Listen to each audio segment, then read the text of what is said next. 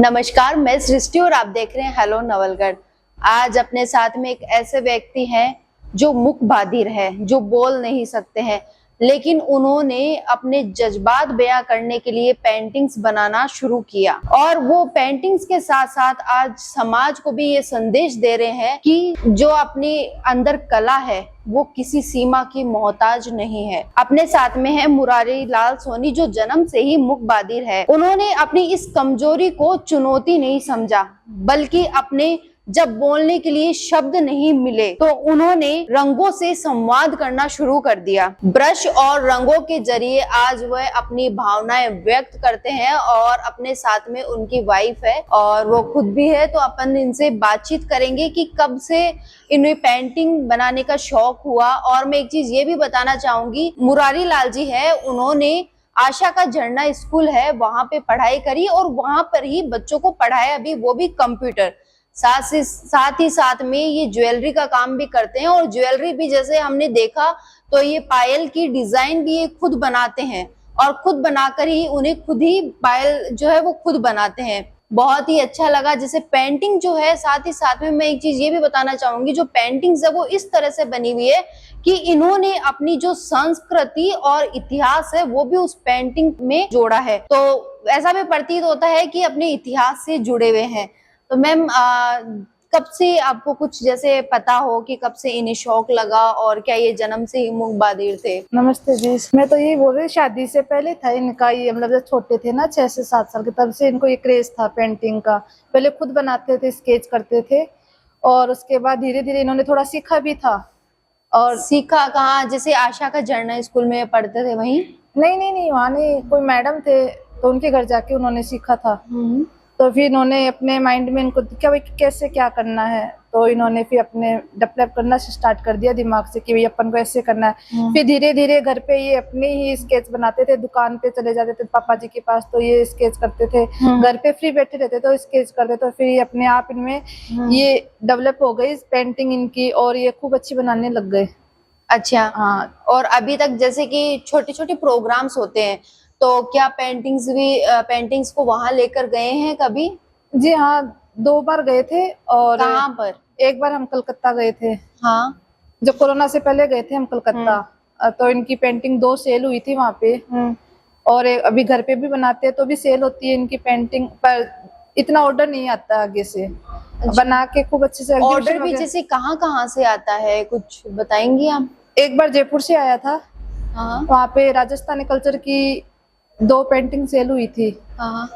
एक पेंटिंग हमारे कलकत्ता में सेल हुई थी और अभी एक दिल्ली में सेल हुई है हाल ही में भी 5-7 महीनों में। अच्छा, हाँ। और भी जैसे पेंटिंग्स है, तो पेंटिंग्स को आप समाज के सामने लाने के लिए क्या क्या कर रहे हैं? जैसे सोशल मीडिया पे आप लोग अपलोड करते हैं, सोशल मीडिया पे कोई अकाउंट्स वगैरह हैं आपके? सोशल मीडिया फेसबुक पे तो ये अपलोड करते हैं और यूट्यूब पे भी कभी कभी कर देते हैं। हाँ।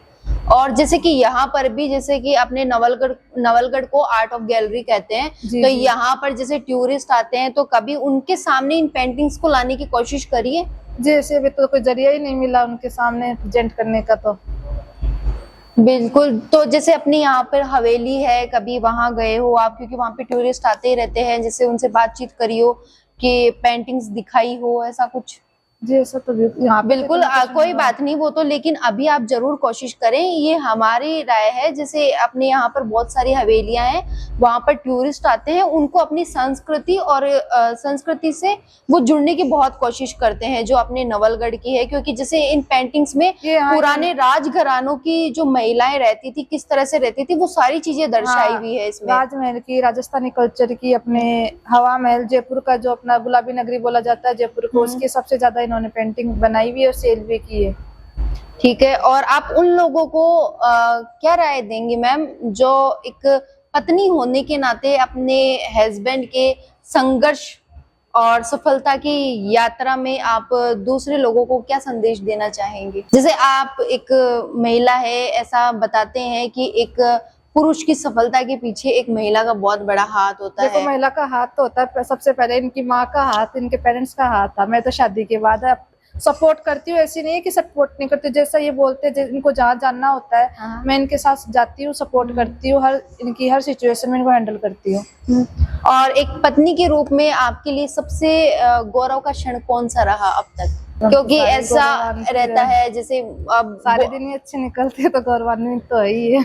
ऐसा होता है कि जैसे कि अब बोल नहीं पाते हैं ये, फिर भी इनके अंदर कला इतनी भरी हुई है हर तरह वो तो से। देखो कुदरत की देन है, ये बोल नहीं पाते पर समझने कि कभी भी ऐसा नहीं है कि ये मतलब बिना बोले कि मैं बोल नहीं पा, कभी वो मुझे परेशानी नहीं हुई और एकदम से मुझे भी सपोर्ट करते हैं। जो मैं इनको बोलती हूँ ना वो मुझे अच्छे से सपोर्ट करते हैं और हम दोनों मिलके अपना अच्छे से कर रहे हैं।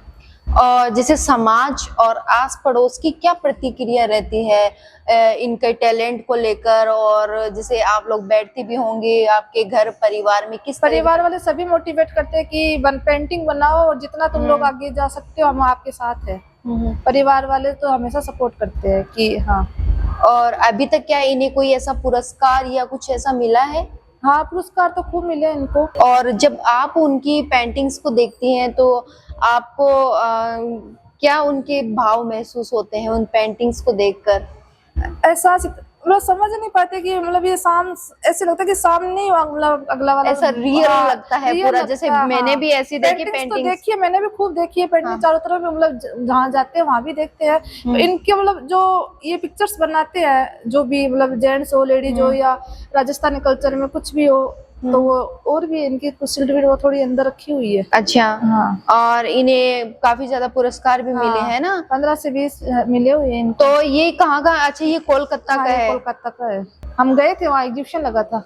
अच्छा, वहां पे है ये? इनको मिला था। तो मैम जैसे हम बहुत सारे लोग वीडियोस देखेंगे और पेंटिंग्स इतनी शानदार है, हर कोई बनवाना चाहेगा, और क्योंकि हर कोई अपने घर को डेकोर करना चाहेगा, तो जैसे किसी को ऑर्डर देना हो तो वो कैसे कांटेक्ट करेंगे आपसे? जी, वो फेसबुक के जरिए हमें फेसबुक से, जैसे कोई आईडी वगैरह, कोई आईडी हो ऐसी फेसबुक की जो बता सको, फेसबुक इंस्टाग्राम की, तो आप वो बता दीजिए।